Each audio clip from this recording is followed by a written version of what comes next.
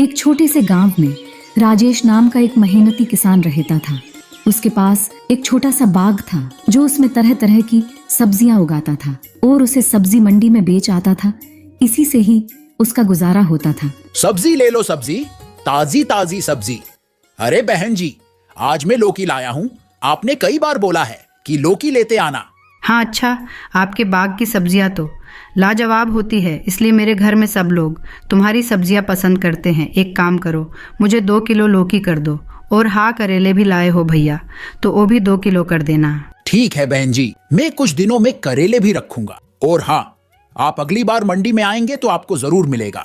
अरे राजेश भैया, करेला है क्या? नहीं साहब, कुछ दिनों में करेले की फसल होने ही वाली है, फिर आपको ताजे ताजे करेले मिल जाएंगे। अरे हाँ हाँ, जरूर लेते आना भाई। और मेरी माँ भी आपके बाग से लाए गए करेले खाती है। उस दिन राजेश को कई ग्राहकों ने करेले के बारे में पूछा। घर जाकर राजेश अपनी पत्नी से बोलता है, जमुना, आज मंडी में कई ग्राहकों ने करेले के बारे में पूछा। मैं सोच रहा हूँ कि इस बार गर्मियों में अच्छी बिक्री हो जाएगी। अच्छे पैसे आ गए तो इस साल गुड़िया के लिए अच्छा सा लड़का देखकर शादी करवा देंगे। तुमने ठीक किया जी कि इस साल करेला उगा दिया। बस अब उस पैसों से गुड़िया की शादी करवा देंगे तो हमारी सारी चिंता ये दूर हो जाएगी। अरे घर पर कोई है? राजेश, अरे ओ राजेश। अरे सेठ जी, आप आइए आइए, मैं अरे खुद आपसे मिलने आने वाला था। अरे मुझे सब पता है, कोई मिलने नहीं आने वाला, मुझे ही तेरे पास आना पड़ता है। और हाँ बात सुन, अब मैं और कर्जा नहीं रोक सकता। मुझे अपने बेटे की शादी करवानी है, इसलिए मुझे 30,000 लौटा दे। पर सेठ जी, मैंने तो 2 महीनों के आगे की मोहलत मांगी थी और अभी तो मेरे 2 महीनों बाकी है। अभी तो मुझे कर्जा देने को 2 महीना बाकी है। मेरे पास इतने पैसे नहीं है सेठ जी। अरे मैं कुछ नहीं जानता, कहीं से भी इंतजाम कर, बस मुझे मेरे पैसे चाहिए।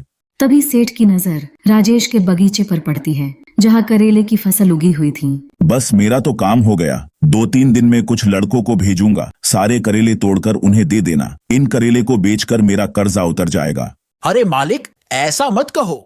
इन करेले को मैंने बड़ी मुश्किल से उगाए हैं। अगर ये आपने ले लिए तो मैं इतने महीने क्या करूंगा? सेठ जी, मुंह गरीब पर दया करो। मुझे कुछ नहीं पता, मैं 2-3 दिन में लड़कों को भेजूंगा।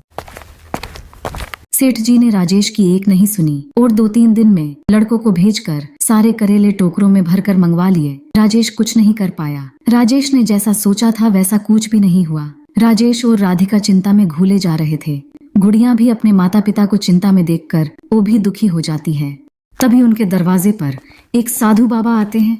बाबा को कुछ खाने को दे दो, बहुत भूख लगी है। अरे बेटी दिव्या, लगता है बाहर कोई साधु बाबा आए हैं। एक काम करो, थोड़ा सा खाना दे आओ। पर बापू, खाना तो एक ही टाइम का है। अगर हमने खाना दे दिया तो आप क्या खाओगे? नहीं बेटा, साधु बाबा को कभी भी बिना खाना खिलाए घर से नहीं जाने देना चाहिए। तुम हमारे खाने की चिंता मत करो, जो भी खाना है ओ साधु बाबा को दे आओ। ठीक है बापू, मैं अभी साधु बाबा को खाना दे आती हूँ। फिर दिव्या साधु बाबा को दरवाजे पर ही खाना खिलाती है। ए जी, अब हम क्या करेंगे? हमने बाग में करेले उगाया था और सारा सेठ जी ले गए। अब हम दिव्या की शादी कैसे करवाएंगे? हमारी सारी करेले की फसल बर्बाद हो गई। अब हम इतने सारे पैसों का इंतजाम कैसे करेंगे? सेठ जी ने तो हमें कहीं का नहीं रखा और ग्राहक करेले मांग रहे थे। अब क्या करूंगा? अब तो फसल उगने में ही 2 से 3 महीने लग जाएंगे। कुछ समझ नहीं आ रहा। राजेश की बातें वो साधु बाबा सुन रहे थे। वो राजेश के पास जाते हैं और बोलते हैं, बेटा, भगवान तुम्हारा भला करे। आज तुमने एक भूखे का पेट भरा है, अपने भोजन का निवाला मुझे दिया है। जीते रहो बेटा, चिंता मत करो। आज रात की बारिश के बाद कल नया सूरज जरूर उगेगा। इतना कहकर साधु बाबा वहां से चले गए। उसी रात बहुत तेज आंधी तूफान और बारिश हुई, जिससे राजेश के बाग में पानी भर गया। पर अगली सुबह जब राजेश उठा तो उसने देखा कि तेज धूप निकल आई है और उसका बाग करेले की फसल से भरा हुआ है। पूरे बाग में करेले ही करेले लगे हुए हैं। राजेश को साधु बाबा की याद आती है। जमुना, साधु बाबा के शब्द मुझे अब समझ में आ रहे हैं। उन्होंने कहा था, रात की बारिश के बाद नया सूरज उगेगा। ये सब क्या हो रहा है? मुझे तो कुछ समझ में नहीं आ रहा। हमारा पूरा बाग करेले से भरा हुआ है। हो ना हो, ओ साधु बाबा जरूर चमत्कारी थे, तभी तो हमारे बाग में एक ही रात में जादुई करेले उगाए हैं। बापू, एक करेले तो बहुत अच्छे दामों में बिकेंगे। हाँ बेटियाँ, ये ताजे ताजे करेले बहुत बड़े बड़े दामों में बिकेंगे। सचमुच साधु बाबा हमारे लिए भगवान के भेजे हुए दूत बनकर आए थे, जिन्होंने हमारी सारी चिंता दूर कर दी।